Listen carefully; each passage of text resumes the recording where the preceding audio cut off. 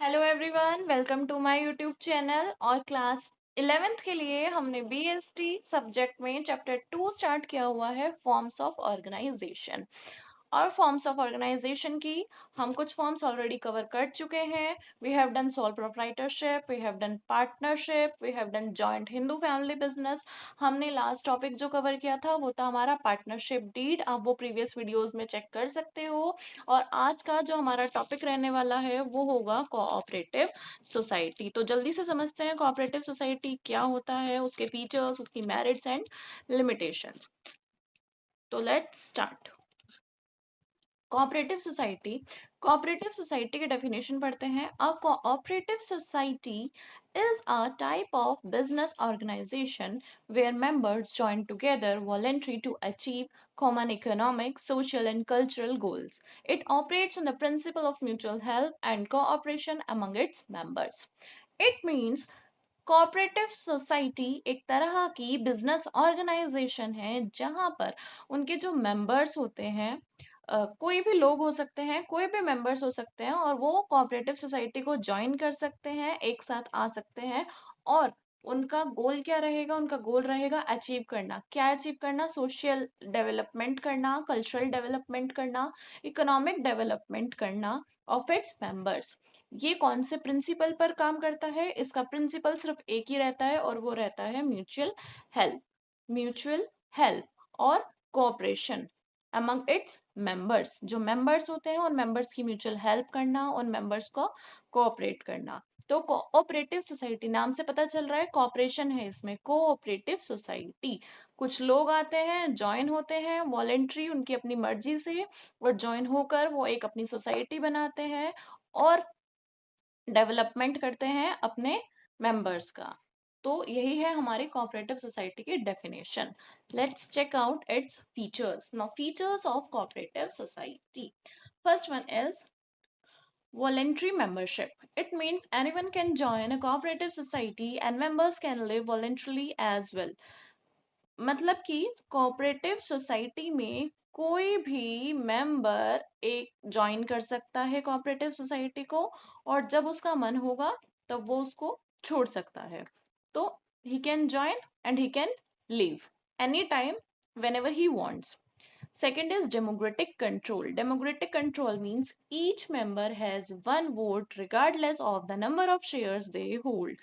The principle of one member, one vote ensures equal participation in the decision making process.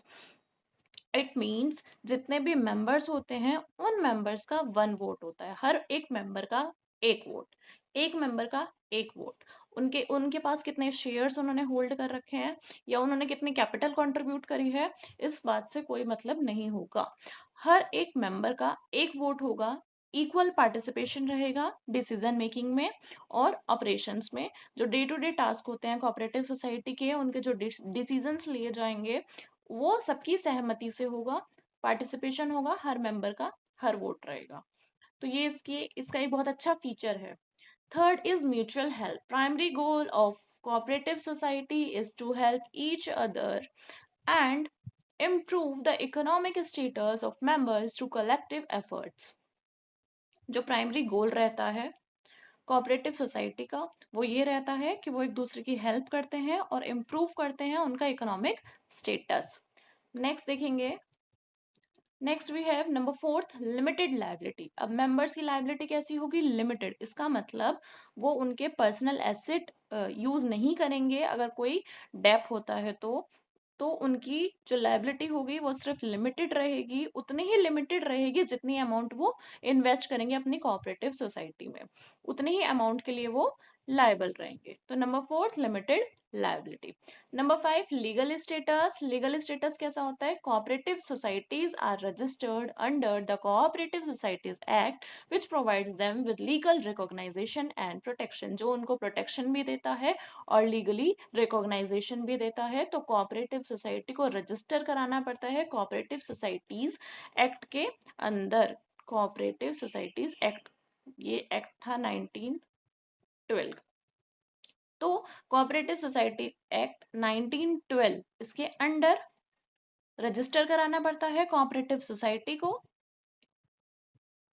ये इसके features थे। हमने features में पढ़ा limited liability, legal status, voluntary membership, democratic control और mutual help. अब हम पढ़ते हैं इसकी मेरिट्स। तो फर्स्ट मेरिट इसकी है बेटा इक्वलिटी इन वोटिंग स्टेटस। अभी हमने रीड आउट करा फीचर में कि हर मेंबर का एक वोट होता है, इसका मतलब उसका इक्वल पार्टिसिपेशन रहेगा डिसीजन मेकिंग में। उसने कितनी अमाउंट इन्वेस्ट करी इससे कोई मतलब नहीं होना चाहिए, वो कितने शेयर्स होल्ड कर रहा है इससे भी कोई फर्क नहीं पड़ता, वो कितनी कैपिटल कंट्रीब्यूट कर रहा है इससे भी कोई फर्क नहीं पड़ता, लेकिन हर एक मेंबर का एक वोट रहेगा ही रहेगा। तो equality in voting status. Number second is limited liability. ये भी एक मेरिट हुई कि मेंबर्स जो हैं वो लाइबल होंगे सिर्फ उतने ही अमाउंट के लिए या उतने ही शेयर्स जितने उन्होंने कंट्रीब्यूट कर रखे हैं। इसका मतलब जो उनकी पर्सनल एसेट है वो प्रोटेक्ट रहेंगी, बिजनेस की जो लायबिलिटीज हैं उसमें उनकी पर्सनल एसेट का यूज नहीं होगा। Number third, stable existence means cooperative society tend to have a stable existence because they are member focused and operate on mutual support. Cooperative society की जो existence होती है वो stable रहती है। क्यों? क्योंकि सबसे पहला ये member focused होते हैं, म्यूचुअल हेल्प करते हैं, म्यूचुअल सपोर्ट करते हैं एक दूसरे का, मेंबर्स का सपोर्ट करते हैं, तो इसीलिए इसकी एग्जिस्टेंस भी कैसी रहती है बेटा, स्टेबल एग्जिस्टेंस रहती है। Next we have number fourth economy in operation. Economy in operation से क्या है, cooperative often achieve cost saving through collective buying, shared resources, and reduced overheads. This can lead to lower prices for goods and services and increased efficiency. It means जब ये operations करते हैं, जब ये operation का मतलब डे टू डे टास्क जो ये करते हैं, जो इनके डेली टास्क होते हैं या जो इनके डेली की डिसीजन मेकिंग होती है, उसमें ये अपनी कॉस्ट सेविंग कॉस्ट कटिंग बहुत ज़्यादा कर लेते हैं। कैसे? क्योंकि ये कलेक्टिव बाइंग करते हैं कि अगर कोई भी एक सामान लाना है तो उसके पैसे सारे मेंबर्स मिला देते हैं, जो रिसोर्सेज होते हैं वो सब शेयर करते हैं, जो एक्सपेंसेस होते हैं वो भी सब शेयर करते हैं, तो इसी वजह से बहुत इकोनॉमिक हो जाता है कोऑपरेटिव सोसाइटी में। Number 5, support from government. अब गवर्नमेंट से सपोर्ट तो मिलता ही है कोऑपरेटिव सोसाइटी को बहुत ज्यादा। किस फॉर्म में मिलता है सपोर्ट? फॉर्म में मिलता है गवर्नमेंट सपोर्ट, सब्सिडीज मिलती हैं, ग्रांट्स मिलते हैं और favourable regulations to encourage their development and operation. Government भी चाहती है कि कोऑपरेटिव सोसाइटीज बने, मेंबर्स एक दूसरे की हेल्प करें, म्यूचुअल सपोर्ट करें एक दूसरे को, तो इसीलिए वो सब्सिडीज देती है, ग्रांट्स देती हैं इनको बहुत सारे। नंबर 6 है ईज ऑफ फॉर्मेशन। इसका बनना बहुत इजी होता है, इसको इजीली बनाया जा सकता है। कोऑपरेटिव सोसाइटी को रजिस्ट्रेशन कराना पड़ता है, कुछ थोड़ी बहुत रेगुलेशंस होती हैं उनको कंपेयर करना पड़ता है, उनको रजिस्टर कराना पड़ता है, थोड़ी बहुत लीगल फॉर्मेलिटीज करनी पड़ती है और फिर हमारी कोऑपरेटिव सोसाइटी बन जाती है। तो ये सब इसकी मेरिट्स थी। अब नेक्स्ट टॉपिक जो हमारा रहेगा वो रहेगी लिमिटेशंस। तो अब हम लिमिटेशंस देख लेते हैं, limitations of cooperative society. First one is limited resources. अब रिसोर्सेज की थोड़ी कमी हो जाती है, कैसे? देखिए, cooperative society often face constraints in raising capital since they primarily rely on contributions from members. These limitations can restrict their ability to expand and invest in larger projects. Cooperative society में जो पैसा आता है वो पैसा आता है उसके मेंबर्स के थ्रू, ठीक है। कोऑपरेटिव सोसाइटी पूरी पूरी डिपेंड रहती है अपने मेंबर्स पर। अब की जो मेंबर्स की जो पैसे लगाने की क्षमता होती है वो भी लिमिटेड होती है, तो इसीलिए इसकी वजह से ये अपने लार्ज प्रोजेक्ट्स में पैसा नहीं इन्वेस्ट कर सकते, या इनकी जो एबिलिटी होती है एक्सपेंड करने की कोऑपरेटिव सोसाइटी को वो थोड़ी कम हो जाती है। क्यों? क्योंकि जो पैसे होते हैं, जो कैपिटल होती है, जो कैपिटल लगाई जाती है कोऑपरेटिव सोसाइटी में वो इसके मेंबर्स ही लगाते हैं। Number second is inefficiency in management. ये तो है, कई बार मैनेजमेंट गड़बड़ा जाता है कोऑपरेटिव सोसाइटी का। क्यों? क्योंकि जो डिसीजन मेकिंग होता है वो सब मेंबर्स की इक्वली पार्टिसिपेशन की वजह से होता है। अब जब सब मेंबर्स इक्वली पार्टिसिपेट करेंगे, जब सब मेंबर्स अपना अपना वोट देंगे, अगर कोई एक इंसान है, suppose joint Hindu family business है, उसमें करता हमारा डिसीजन मेकर होता है, वो डिसीजन लेता है, या हमारी सोल प्रोप्राइटरशिप है, उसमें भी हमारा एक बिजनेसमैन होगा, ओनर होगा, वो हमारे डिसीजन लेगा। तो एक इंसान जल्दी जल्दी ले सकता है डिसीजन, इरिस्पेक्ट ऑफ कोऑपरेटिव सोसाइटी में सारे मेंबर्स हैं, सारे मेंबर्स अपना अलग डिसीजन लेते हैं, फिर वो फाइनल डिसीजन पे पहुंचते हैं, तो उनका जो प्रोसेस होता है डिसीजन मेकिंग का वो बहुत स्लो हो जाता है, बहुत टाइम लगा के ये किसी निर्णय पर पहुंच पाते हैं। अगर कंपैरिजन किया जाए इसका सोल प्रोप्राइटर से, तो सोल प्रोप्राइटर का जल्दी हो जाता है डिसीजन मेकिंग, क्योंकि एक इंसान है, एक इंसान जल्दी डिसीजन लेगा। यहाँ पे सब मिलकर एक डिसीजन लेंगे, तो और हो सकता है वो डिसीजन सही भी ना हो, क्योंकि वो इस एरिया के अपने एक्सपर्ट नहीं होते हैं, इस वाले फील्ड के। तो इसीलिए इनएफिशिएंसी रहती है मैनेजमेंट में। Number third, lack of secrecy. अब सीक्रेसी कम कैसे होती है? प्राइवेट बिजनेस होता है, प्राइवेट बिजनेस में अपनी सीक्रेसी पूरी पूरी रहती है, लेकिन कोऑपरेटिव सोसाइटी है तो cooperative society typically have less confidentiality regarding their operations and financial status. Transparency is necessary to maintain trust among members. अब ट्रांसपेरेंसी तो होनी ही चाहिए, उन सामने अगर मेंबर्स हैं, जितने भी मेंबर्स हैं सबको पता होना चाहिए कि कितना फंड कलेक्ट हुआ है, कितना फंड डेवलपमेंट में लगा है, कितना फंड नेक्स्ट ईयर के लिए रखा जाएगा। तो प्राइवेट बिजनेस की तरह इसमें कोई भी कॉन्फिडेंशियलिटी नहीं रहती है, प्राइवेसी कुछ नहीं है, तो इसलिए इसमें लैक ऑफ सीक्रेसी इसकी एक लिमिटेशन बन जाती है। Next we have government control. अब गवर्नमेंट हेल्प करती है कोऑपरेटिव सोसाइटी की, उनको ग्रांट्स देती है, उनको सब्सिडीज देती है, तो कोऑपरेटिव सोसाइटी उसमें अपना इंटरफेयर भी करेगी।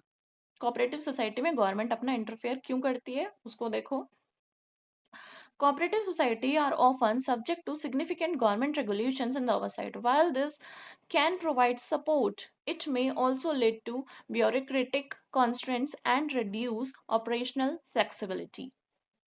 अब जब डे टू डे टास्क होंगे, जो ऑपरेशंस किए जाते हैं कोऑपरेटिव सोसाइटी में, उसमें गवर्नमेंट इंटरफेयर करेगी, तो फ्लेक्सिबिलिटी थोड़ी कम हो जाएगी, गवर्नमेंट का इंटरफेरेंस ज़्यादा रहेगा। गवर्नमेंट सपोर्ट करती है लेकिन इंटरफेयर भी करती है, तो गवर्नमेंट का कंट्रोल होता है, गवर्नमेंट के कंट्रोल की वजह से कोऑपरेटिव सोसाइटी ढंग से काम नहीं कर पाती है।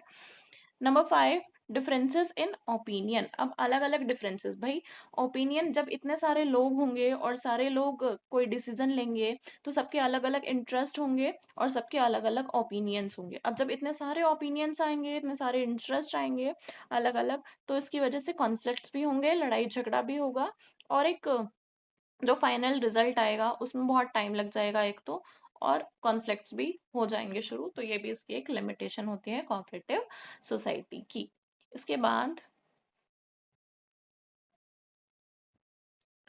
Next we have yes types cooperative society. अब कोऑपरेटिव सोसाइटी कितने तरह की होती हैं वो देखते हैं बेटा। First one is consumer cooperatives. Consumer cooperatives means these societies provides goods and services to their members at lower prices. Example, grocery stores.